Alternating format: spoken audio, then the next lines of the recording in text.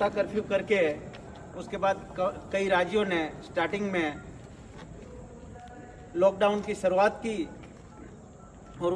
केंद्र सरकार ने भी लॉकडाउन की शुरुआत की। उस दरमियान इतने बड़े पैमाने पे ये लॉकडाउन की असर तकलीफ देगी वो हमने किसी ने सोचा नहीं था। 27-28 तारीख हुआ, हमारे भिवंडी के जाने माने दुराज भाई और भिवंडी के तहसीलदार श्री और प्रांत साहब का उसमें विचार विमर्श होने लगा। हमने किसी ने नहीं सोचा था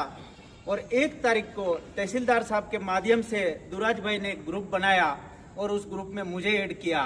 और भिवंडी बिल्डर एसोसिएशन का ग्रुप बनाने में सबसे पहला दुराज भाई का हाथ है और दुराज भाई ने ही ये प्रेरणा हमें स्टार्टअप करवाया। इसके लिए दुराज भाई का हमें अभिवादन करना चाहिए। वैसे तो काफ़ी यहाँ पे मुश्किलें होती है, भिवंडी शहर की होती है, बिल्डर लोगों की होती है, तो दुराज भाई उसमें सबसे आगे रहते हैं। विचार सबके विभिन्न हो सकते हैं, लेकिन कठिनाई के समय में हर आदमी को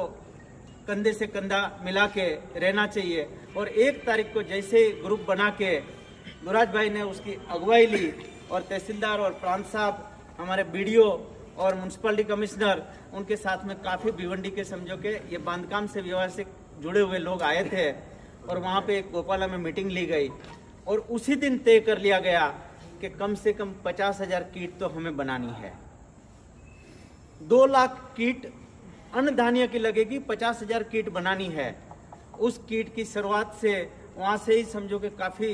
अगुवाई में बिल्डर लोगों ने, जो दुराज भाई की अगुवाई में मीटिंग हुई थी और बिल्डर लोगों ने वहाँ पे शासन के अधिकारियों का, मतलब शासन के माध्यम से अगर अधिकार प्रांत अधिकारी या जो भी आते हैं वो शासन के निर्देशन पे ही चलने वाले हैं और शासन ने ही एक ऐसा रुख किया था कि इसकी भयावहता कितनी है वो मालूम नहीं है, लेकिन प्रशासन तो अपना कार्य करेगा ही, साथ साथ में जनता का, संस्थाओं का, एसोसिएशन का, पूरे भारत के अंदर सबका अगर समझो कि हम साथ लेके चलेंगे तो इसी पे हम कहाँ न कहाँ लोगों को अपनी राह दिखा पाएंगे, लोगों का भूख दर्द हम इसमें कम कर पाएंगे। हमने नहीं सोचा था, लेकिन उस टाइम पे इन्होंने सोच के जो हिसाब से आगे चले और यहाँ पे धान्य चालू किया। भिवंडी बिल्डर एसोसिएशन का 2 जगह पे तय किया गया, एक सेंटर यहाँ पे और एक सेंटर अपना वावली में, जय भगवान में राजू भाई राजेश भाई ठक्कर के जो गोडाउन है वहाँ पे, और दोनों जगह पे बहुत अच्छी तरह से ये धन धान्य का समझो कि भंडार भरने लगा था। और उस दरमियान एक लॉकडाउन का चरण खत्म हुआ, बीच में अपने यहाँ पे भैरव सेवा समिति है, इसके अलावा